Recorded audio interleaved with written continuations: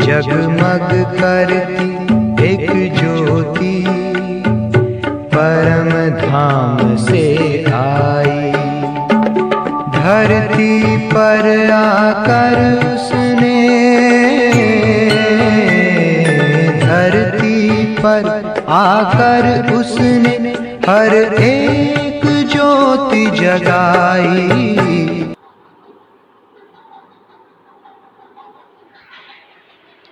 ओम शांति। 8 नवंबर 2024 प्रातः मुरली। ओम शांति। बाप दादा मधुबन। सुनते हैं आज की साकार मुरली। शुभ भगवान वाच। मीठे बच्चे, तुम यह राजयोग की पढ़ाई पढ़ते हो राजाई के लिए। यह है तुम्हारी नई पढ़ाई। तुम यह राजयोग की पढ़ाई पढ़ते हो राजाई के लिए। यह है तुम्हारी नई पढ़ाई। फिर आज का प्रश्न है, इस पढ़ाई में कई बच्चे चलते चलते फेल क्यों हो जाते हैं? क्या पूछा बाबा ने? इस पढ़ाई में कई बच्चे चलते चलते फेल क्यों हो जाते हैं? उत्तर है, बाबा ने कहा क्योंकि इस पढ़ाई में माया के साथ बॉक्सिंग है। किसके साथ बॉक्सिंग है? माया के साथ। माया की बॉक्सिंग में बुद्धि को बहुत कड़ी चोट लग जाती है। चोट लगने का कारण बाप से सच्चे नहीं हैं। सच्चे बच्चे सदा सेफ रहते हैं, तो क्या करना चाहिए? बाबा के साथ सच्चे बनना चाहिए। जितना हम सच्चे बनेंगे उतना हम सेफ रहेंगे। इसलिए आज बाबा ने क्या कहा कि चोट लगने का कारण है बाप से सच्चे नहीं हैं, तो सच्चे बच्चे सदा सेफ रहते हैं। सुनते हैं मुरली को विस्तार से। ओम शांति। ओम शांति। यह तो सब बच्चों को निश्चय होगा कि हम आत्माओं को परमात्मा बाप पढ़ाते हैं। 5000 वर्ष बाद एक ही बार बेहद का बाप आकर बेहद के बच्चों को पढ़ाते हैं। कोई नया आदमी यह बातें सुने तो समझ ना सके रूहानी बाप, रूहानी बच्चे क्या होते हैं, यह भी समझ नहीं सकेंगे।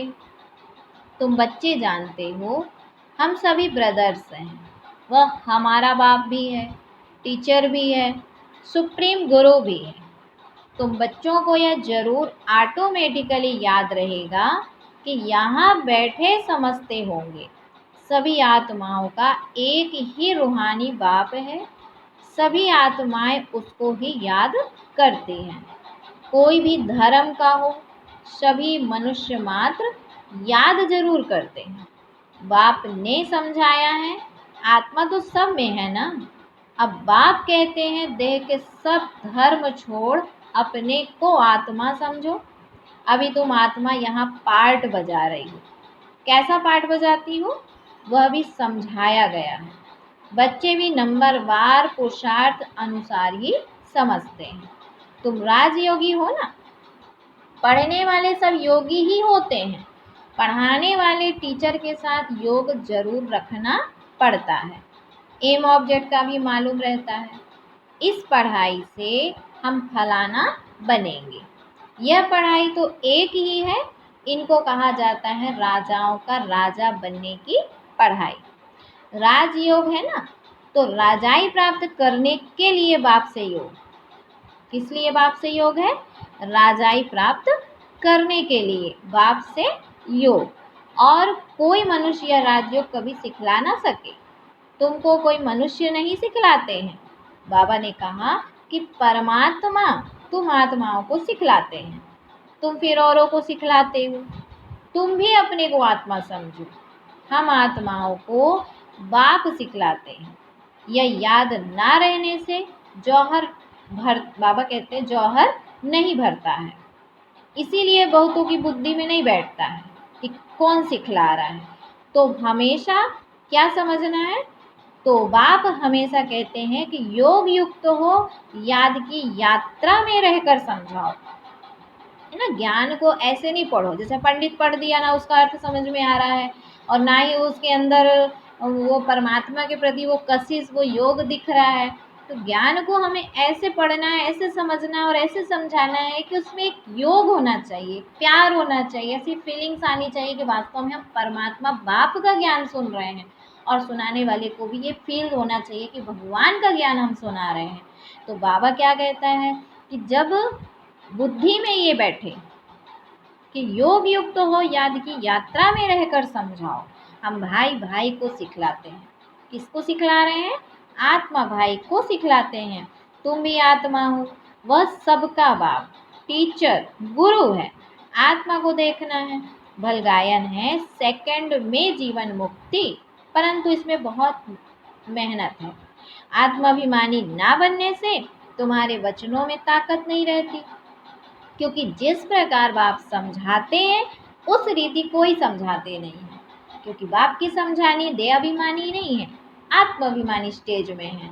और जब हम समझाते हैं तो देहभान आ जाता है कि मैं सुना रहा हूँ। अगर वही संकल्प रहे कि बाप सुना रहे, मैं सिर्फ निमित्त मात्र हूँ, सब कुछ बाबा का वचन है, मेरा कुछ भी इसमें मनमत नहीं होना चाहिए, कोई भी मिक्स नहीं करना है मुरली में, कोई भी अपनी विचारधारा, कोई भी किसी प्रकार का। जैसे कई बार क्या होता है ना कि मुरली में क्या करते हैं कि अगर किसी से बात नहीं बोल पाते तो उसको मुरली के द्वारा बोलते हैं, तो ये गलत है। बाबा कहते हैं बच्चे मुरली को मुरली जैसे सुना, ये भगवान सुना रहा है, हम नहीं सुना रहे। हमें अगर किसी से पर्सनल बात करनी हो तो मुझसे पर्सनल जाके डायरेक्ट मतलब पर्सनल जाके आप मिलो, उनसे बातें करो कि भाई आपसे हमको ये प्रॉब्लम है या ये बात हो गई है। उसको मुरली में मिला के नहीं बोलना चाहिए, ये गलत है। मुरली को कभी भी गंदा नहीं करो, अपनी मनमत नहीं मिलाओ उसको। वो शुद्ध है, पवित्र है, भगवानुवाच है।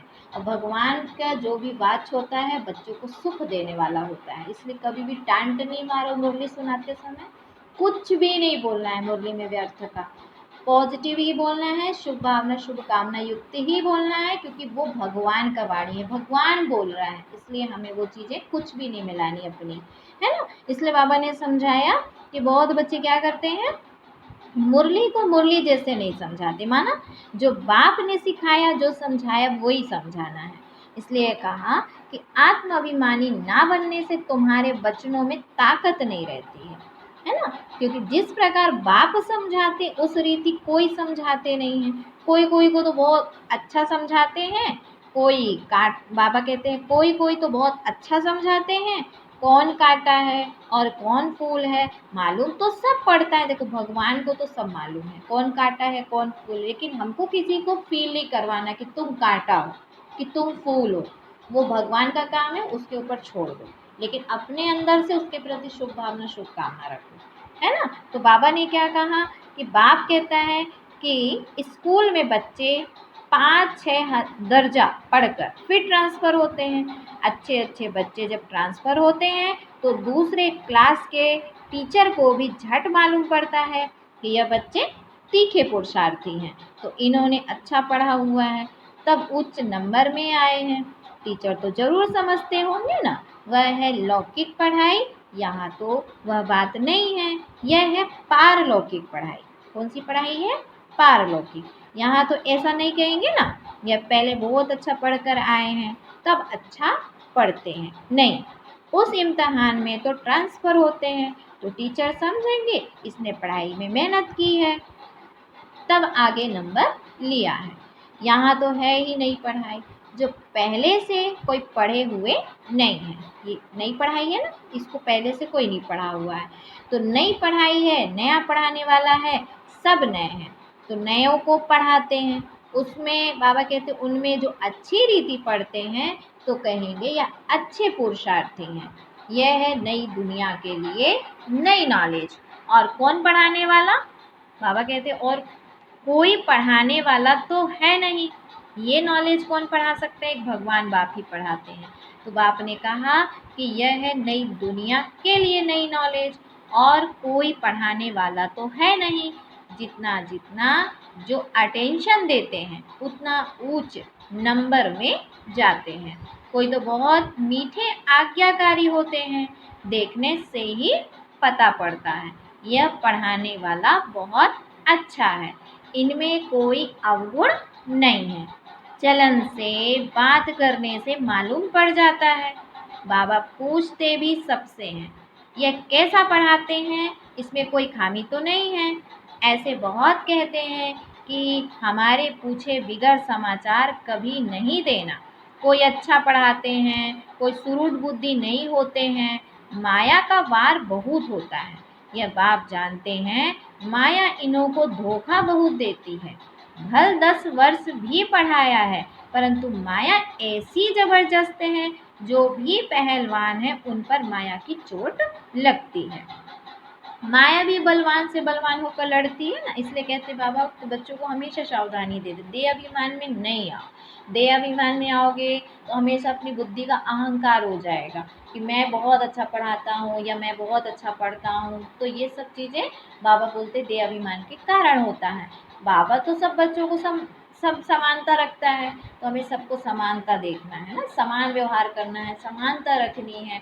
इसलिए बाबा ने आज कहा कि फिर माया भी क्या करती, माया भी बलवान से बलवान होकर लड़ती है। जो अपने आप को बहुत ज़्यादा मियाँ मिट्ठू बनते हैं ना, उनके साथ फिर माया भी अच्छी फाइटिंग करती है। तो बाबा क्या कहते हैं, तुम समझते होंगे बाबा ने जिनमें प्रवेश किया है यह नंबर 1 है। फिर नंबर वार तो बहुत है ना, बाबा मिसाल करके 1 2 का देते हैं। होते तो नंबर वार बहुत हैं। जैसे दिल्ली में गीता बच्ची बहुत होशियार है। देखो आखिर बच्ची है, बाबा देखता है कौन से बच्चे कैसे हैं, कैसे पढ़ाते हैं, कैसे पढ़ते हैं।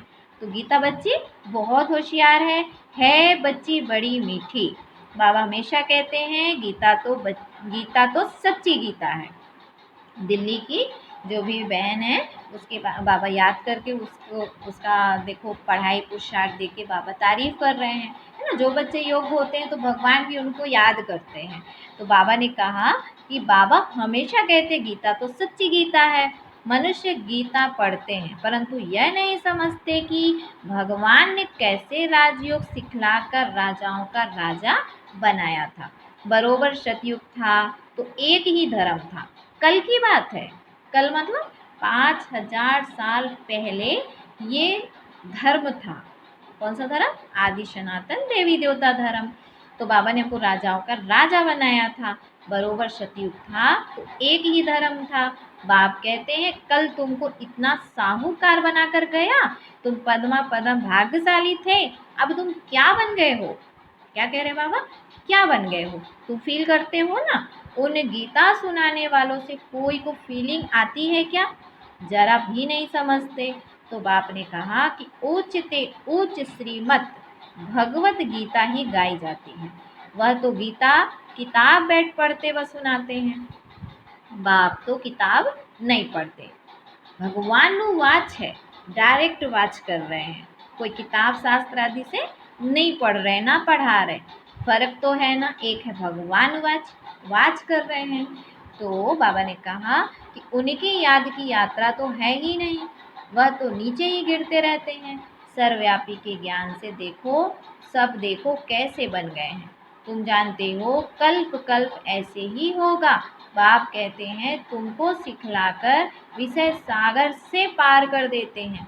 कितना फर्क है, शास्त्र पढ़ना तो भक्ति मार्ग हुआ ना। बाप कहते हैं यह पढ़ने से मेरे से कोई नहीं मिलते हैं। वह समझते हैं कोई भी तरफ जाओ पहुंचना तो सबको एक ही जगह है।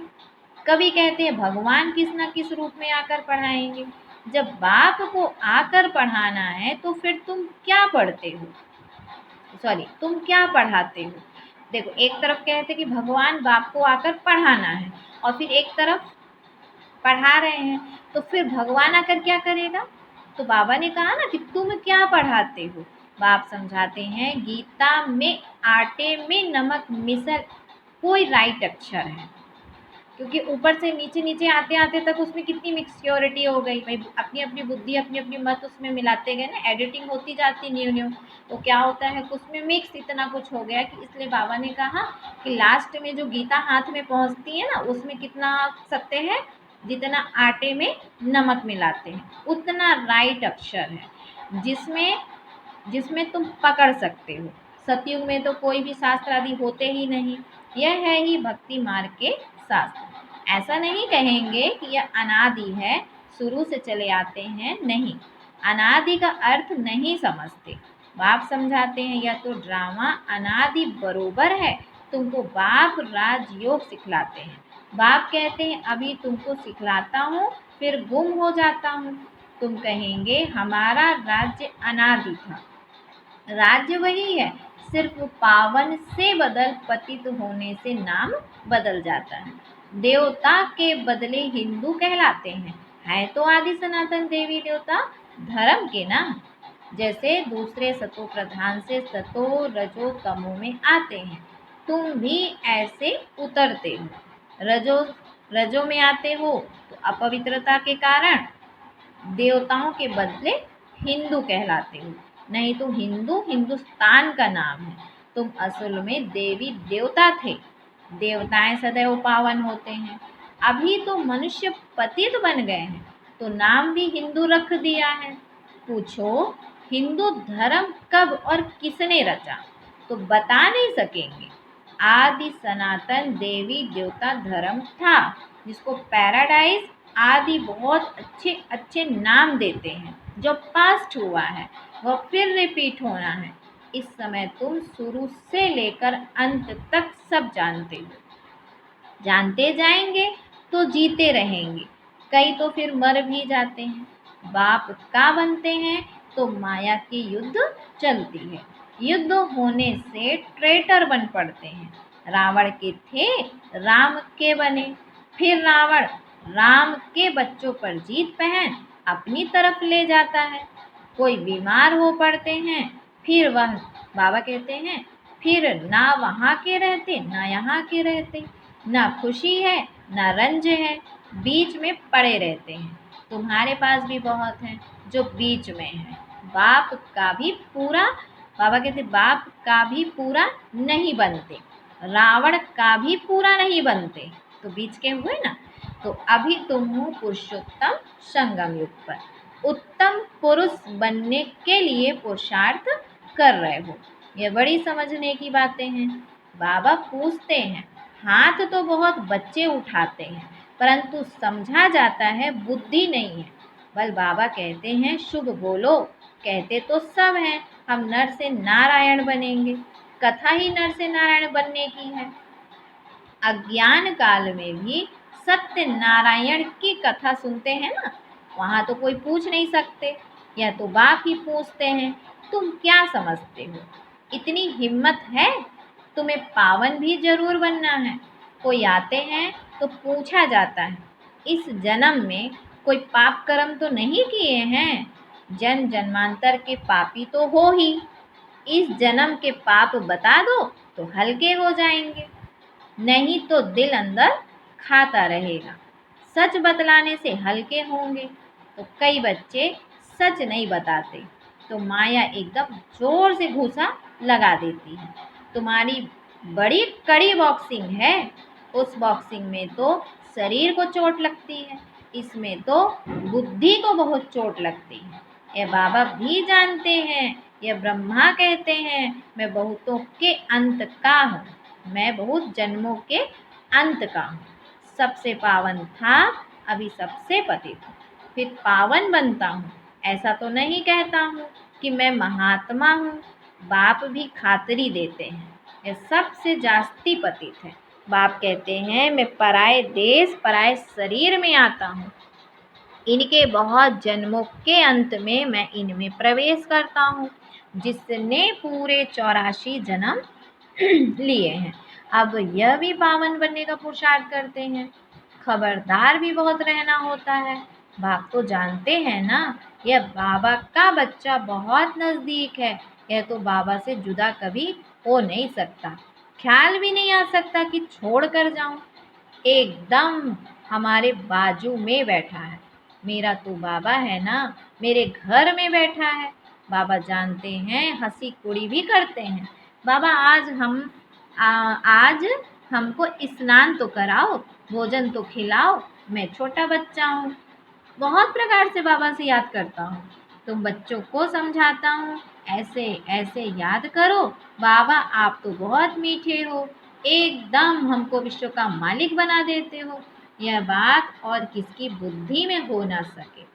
बाप सबको रिफ्रेश करते रहते हैं, सब पुरुषार्थ तो करते हैं, परंतु चलन भी ऐसी हो ना, भूल हो जाए तो झट लिखना चाहिए।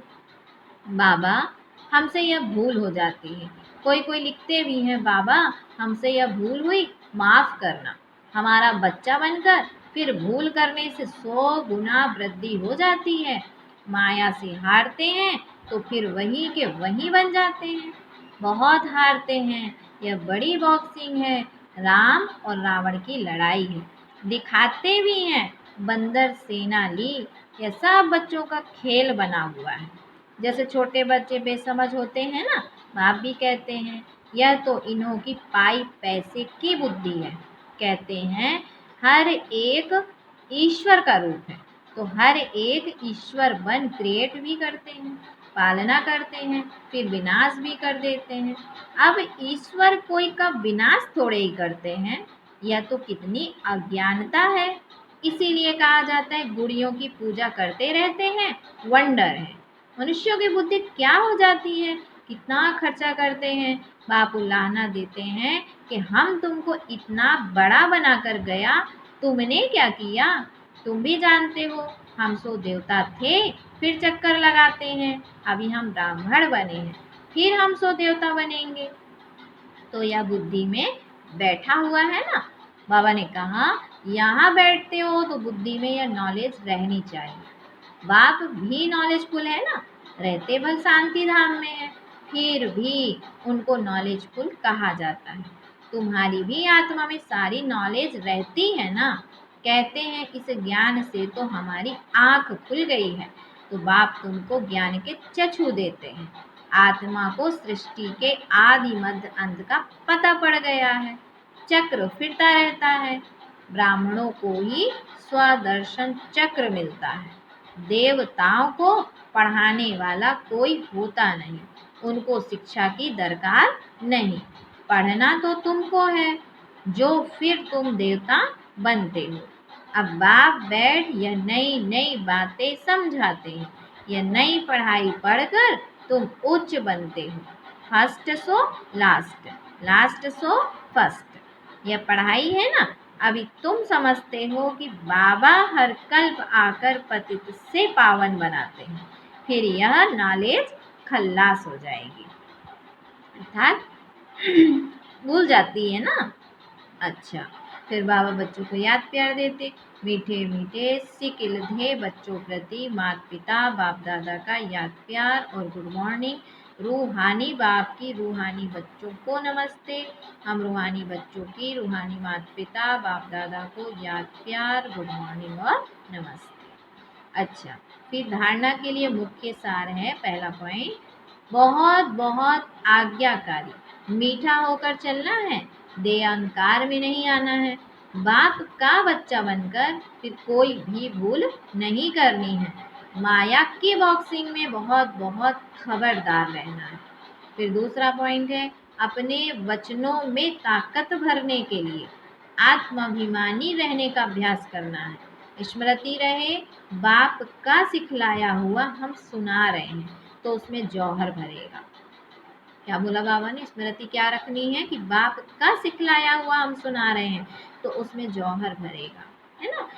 फिर बाबा बच्चों को वरदान देते हैं, अविनाशी नशे में रह, रूहानी मजे और मौज का अनुभव करने वाले ब्राह्मण सो फरिश्ता भव। बाबा ने कहा कि आप ब्राह्मण सो फरिश्ते, देवताओं से भी ऊंचे हो। देवताई जीवन में बाप का ज्ञान इमर्ज नहीं होगा, परमात्मा मिलन का अनुभव भी नहीं होगा। इसीलिए अभी सदा यह नशा रहे कि हम देवताओं से भी उच्च ब्राह्मण सो फरिश्ता हैं। यह अविनाशी नशा ही रूहानी मजे और मौज का अनुभव कराने वाला है। अगर नशा सदा नहीं रहेगा तो कभी मजे में रहेंगे, कभी मूंझेंगे। इसीलिए अविनाशी नशा सदा रहे, है ना। बाबा ने कहा अविनाशी नशा सदा रहे। स्लोगन है, अपनी सेवा को भी बाप के आगे अर्पित कर दो, तब कहेंगे समर्पित आत्मा। अपनी सेवा को भी बाप के आगे अर्पित कर दो, तब कहेंगे समर्पित आत्मा। अच्छा, ओम शांति, ओम शांति।